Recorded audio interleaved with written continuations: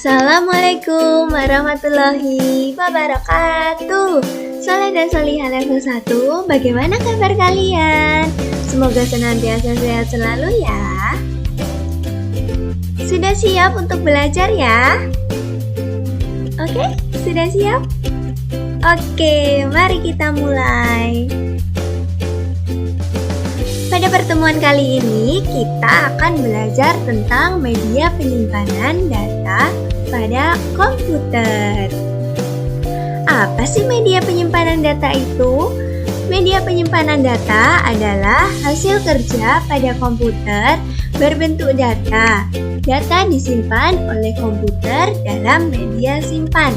Data yang disimpan berupa file, folder, dokumen, foto atau gambar, video, dan yang lainnya. Contoh media simpan adalah disket, CD, flash disk, memory card, hard disk, pita magnetik, dan juga ada cloud computing. Oke, kita akan ke media penyimpanan data yang pertama. Media penyimpanan data yang pertama adalah disket. Disket merupakan media penyimpanan data berbentuk persegi seperti ini ya. Data direkam pada lembar hitam di dalam disket. Kapasitas penyimpanannya sangat kecil, yaitu kurang lebih 1,44 MB.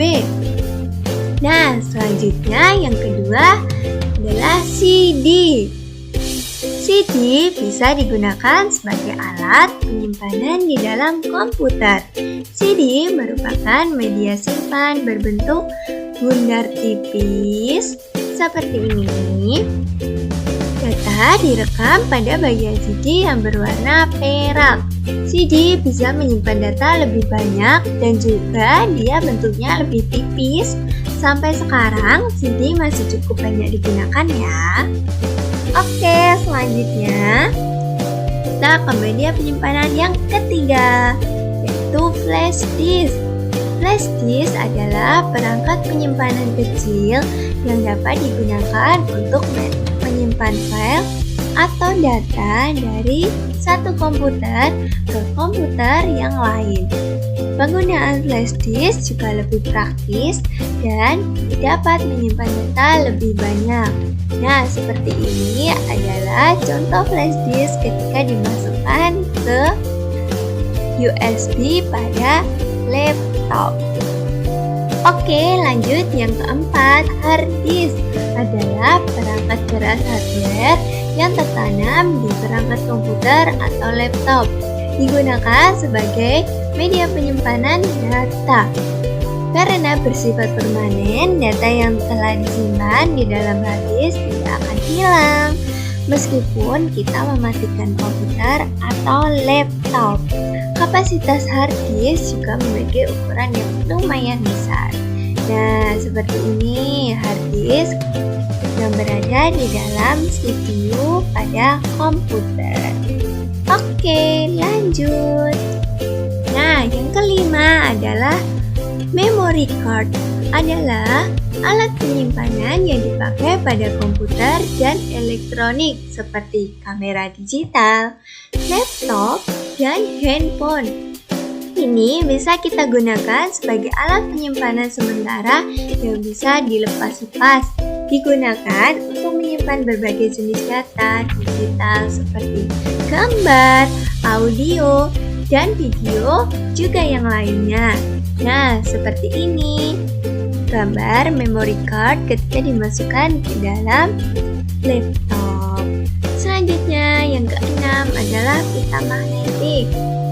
Pita magnetik adalah salah satu penyimpanan data yang terbuat dari bahan magnetik yang dilapisi plastik tipis, punya bentuk fisik yang sama dengan pita kaset.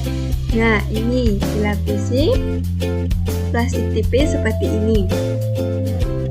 Ini digunakan sebelum hard disk drive ditemukan ya. Pita magnetik ini hanya dapat diakses melalui alat yang disebut tape drive. Saat ini sangat jarang digunakan ya, karena bahan pita magnetik mudah rusak sehingga file yang disimpan di pita magnetik bisa mudah hilang. Oke, kita lanjut ke media penyimpanan yang ke-7. Nah, ini adalah penyimpanan data yang sudah mengikuti perkembangan teknologi ya, yaitu cloud computing. Dalam bahasa Inggris, cloud berarti awan. Tapi kali ini tidak akan membahas awan ya. Kita tidak akan membahas awan yang ada di langit, melainkan awan dalam teknologi informasi. Nah, cloud computing adalah media penyimpanan data di internet.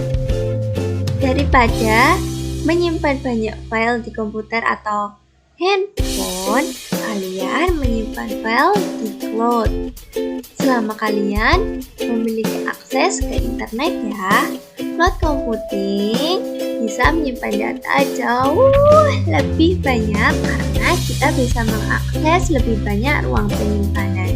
Jadi tidak perlu hard disk atau perangkat lain. Dipastikan juga data bisa lebih aman karena disimpan secara virtual. Contoh cloud computing yang mempunyai penyimpanan layanan online adalah 1. Google Drive, kedua iCloud, yang ketiga adalah Gmail. Ya, seperti ini cloud computing ketika bekerja. Oke, sudah paham ya Solih dan Solihah untuk materi kali ini? Nah, untuk mengingat materi yang telah Miss sampaikan, Miss ada kuis untuk Solih dan Solihah. Nanti tolong dikerjakan ya. Untuk hasil atau nilai kuisnya bisa dikirimkan melalui link pengumpulan tugas yang akan di-share. Selanjutnya untuk link kuisnya ada di sini ya, atau nanti bisa di-copy melalui link kuis yang sudah Miss berikan di dalam Mocker. Oke, Soleh dan Solihah pasti bisa ya. Oke, Miss cukupkan sekian ya untuk pembelajaran hari ini. Terima kasih untuk Solih dan Solihah yang sudah mendengarkan dengan baik. Wassalamualaikum warahmatullahi wabarakatuh. Jangan lupa dikerjakan.